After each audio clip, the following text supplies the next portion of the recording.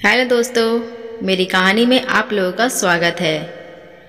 एक शहर में अमित अपनी माँ सुधा के साथ रहता था।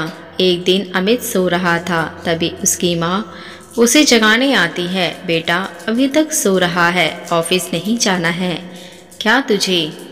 माँ, अभी सोने दो कुछ देर और, अभी टाइम ही क्या हुआ है बेटा, 9 बजने वाले हैं, चल जल्दी से उठकर तैयार हो जा। अमित तैयार होकर ऑफिस चला जाता है। सुधा जी जल्दी जल्दी घर का काम निपटा कर अपनी सहेली कविता को फ़ोन मिलाती हैं। कविता, कैसी है? हाँ सुधा, मैं ठीक हूँ, तू बता कैसी है? मैं तो बिल्कुल ठीक हूँ। ये बता, मैंने तुझे कहा था अमित के लिए एक अच्छी सी लड़की ढूंढने के लिए, तूने कुछ किया या नहीं? हाँ, मैंने बात की है। मेरे दूर के रिश्तेदारी में एक लड़की है, बहुत ही गुणवान है, तुझे और अमित को ज़रूर पसंद आएगी।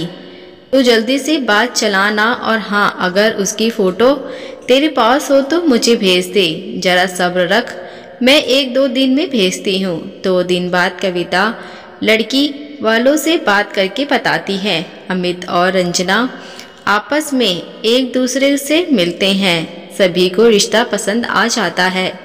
कुछ ही दिनों में शादी हो जाती है। शादी के बाद सुधा जी बहुत खुश रहती हैं। एक दिन सुधा जी किचन में खाना बना रही थी, तभी वहाँ रंजना आती है। बहू, कुछ चाहिए तुम्हें? नहीं मम्मी जी, मेरे होते हुए आप काम करेंगी, यह ठीक नहीं है। मैं चाहती हूँ आप आराम करें और सारा काम मैं करूँ। बहू, तुम अभी अभी तो आई हो, थोड़े दिन आराम करो, बाद में तुम्हें ही तो यह सब संभालना है। नहीं माँ जी, मैं ऐसे नहीं बैठ सकती, मैं आपकी मदद करती हूँ, धीरे धीरे मैं सब काम सीख जाऊंगी। रंजना सुधा जी का हाथ पटाने लगती है। धीरे धीरे रंजना पूरे घर की जिम्मेदारी संभालने लगती है। सुधा जी के पास अब कोई काम नहीं बचता था। वे केवल बाजार से सब्जी या अन्य घर का सामान लाती थीं। एक दिन सुधा जी बाहर से सब्जी लेकर आती हैं। वह जैसे ही घर के अंदर पहुंचने वाली होती हैं, उनके कानों में आवाज़ आती है। रंजना अपनी सहेलियों के साथ बैठी बातें कर रही थी। अमृता, तू तो बहुत खुशनसीब है जो तेरी सास गांव में रहती है, तू यहाँ मौज मारती है। एक मैं हूँ जो सारा दिन नौकरानी की तरह काम करती हूँ और मेरी सास मौज में रहती है। यह सब तो तूने ही अपने हाथ में लिया है। अरे वो तो एक चाल थी अमित को वश में करने के लिए। अगर मैं ऐसा नहीं करती तो वो तो हमेशा माँ के पल्लू से ही बंधे रहते। अब तो मुझे उस दिन का इंतज़ार है जब अमित पूरी सैलरी मेरे हाथों में देंगे।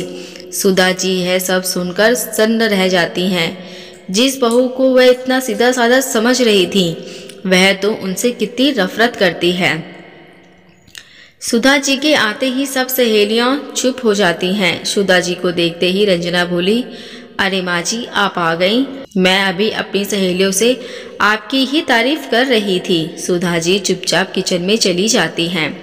रंजना, लगता है तेरी सास ने सब कुछ सुन लिया है। अच्छा है, उनका भ्रम जितनी जल्दी टूट जाए उतना उन्हें भी तो पता होना चाहिए कि बेटे की शादी के बाद उनकी ज़िंदगी में दखल नहीं देना चाहिए।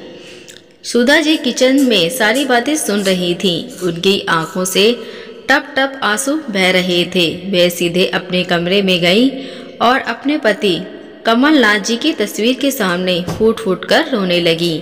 आप ठीक कह रहे थे कि बच्चों से ज़्यादा उम्मीद नहीं रखनी चाहिए। आपने कितना कहा कि घर गृहस्थी छोड़कर अपने पैरों पर खड़ी हो जाओ, लेकिन मैं अपने एकलौते बेटे की परवरिश में सब भूल गई।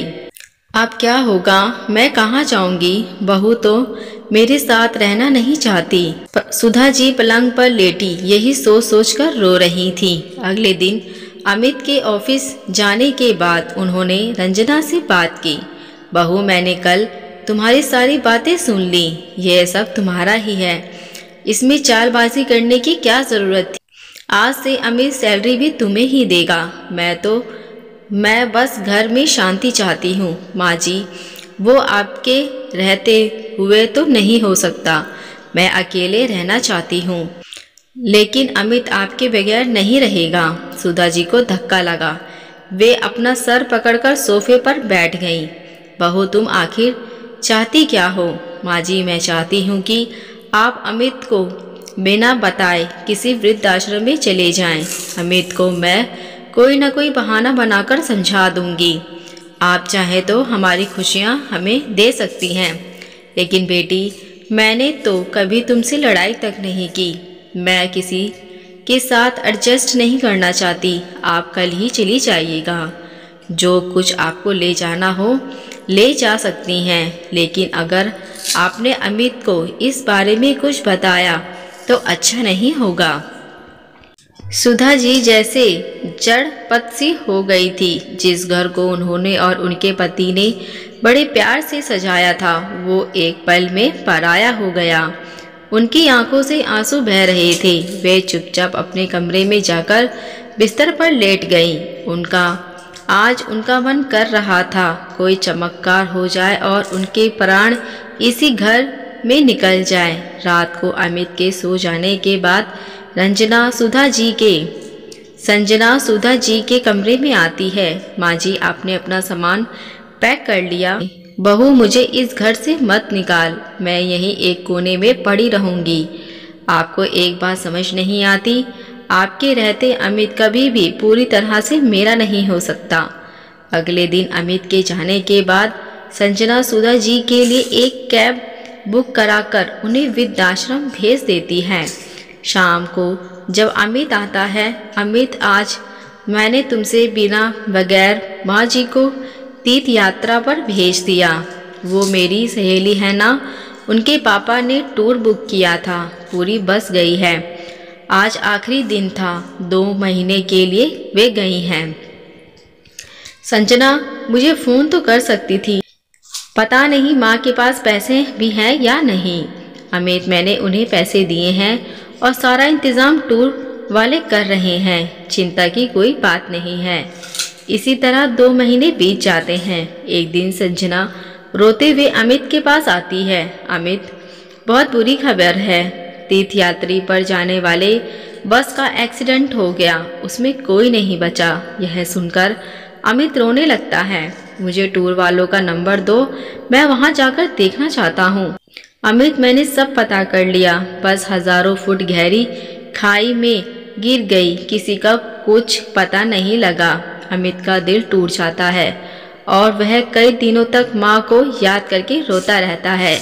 कुछ दिन बाद संजना उसे समझाती है, अमित जो होना था वो हो गया, शायद किस्मत को यही मंजूर था। कुछ दिन में सब सामान्य हो जाता है। एक दिन अमित कहीं जा रहा था, तभी उसे एक मंदिर दिखाई देता है। मंदिर को देखकर उसे अपनी माँ की याद आ जाती है। हर छुट्टी के दिन माँ उसे इस मंदिर में भगवान का आशीर्वाद दिलाने लाती थी। यही सोचकर वह मंदिर में चला जाता है। जब वह बाहर निकलता है तो देखता है मंदिर के बाहर पीपल के पेड़ के नीचे कुछ भिखारी बैठे थे। अमित उन्हें पैसे देने लगता है। तभी वहाँ देखता है एक मैले कुचले कपड़े में उसकी माँ बैठी भीख मांग रही थी। माँ, तुम यहाँ कैसे? तुम तो तीर्थ यात्रा पे गई थी। बेटा, संजना ने मुझे घर से निकाल जाने के लिए कहा और वृद्धाश्रम भिजवा दिया। वो अकेले रहना चाहती थी। वृद्धाश्रम में उन्हीं लोगों को रखते थे जिनके घर वाले खर्च देते थे। संजना ने 1 महीने तो पैसे भिजवाए, उसके बाद पैसे भेजने बंद कर दिए। वृद्धाश्रम वालों ने मुझे निकाल दिया। तब से यहीं रहती हूँ। कोई कुछ दे जाता है तो खा लेती हूँ। तू कैसा है? अमित की आंखों से टप टप आंसू बह रहे थे। वो माँ को लेकर सीधे घर चला जाता है। सुधा को देखते ही संजना घबरा जाती है। संजना, तुमने मेरी माँ को मरा बताकर झूठ बोला। अब तुम इस घर में 1 मिनट भी नहीं रह सकती। ये तो खुद ही यहाँ नहीं रहना चाहती थी। चुप रहो, कितना झूठ बोलोगी? चलो निकलो यहाँ से। बेटा, बहू तो घर की लक्ष्मी होती है, इसे घर से मत निकाल। मेरा क्या है, मैं कहीं भी चली जाऊंगी। तुम दोनों सुख से रहो। माँ जी, मुझे माफ़ कर दीजिए, मुझसे बहुत बड़ी गलती हो गई। मेरी यही सज़ा है कि मैं इस घर से चली जाऊं। नहीं, मेरी होते हुए यह नहीं हो सकता। अमित इसे माफ़ कर दे और खबरदार जो बहू को कभी घर से निकल जाने को कहा। संजना सुधा जी के पैरों में गिर जाती है। दोस्तों, क्या संजना ने अपनी सास के साथ सही किया? मुझे कमेंट करके ज़रूर बताएं। अगर ये कहानी आपको अच्छी लगी हो तो मेरे चैनल को सब्सक्राइब, लाइक, शेयर ज़रूर करें। देखने के लिए धन्यवाद।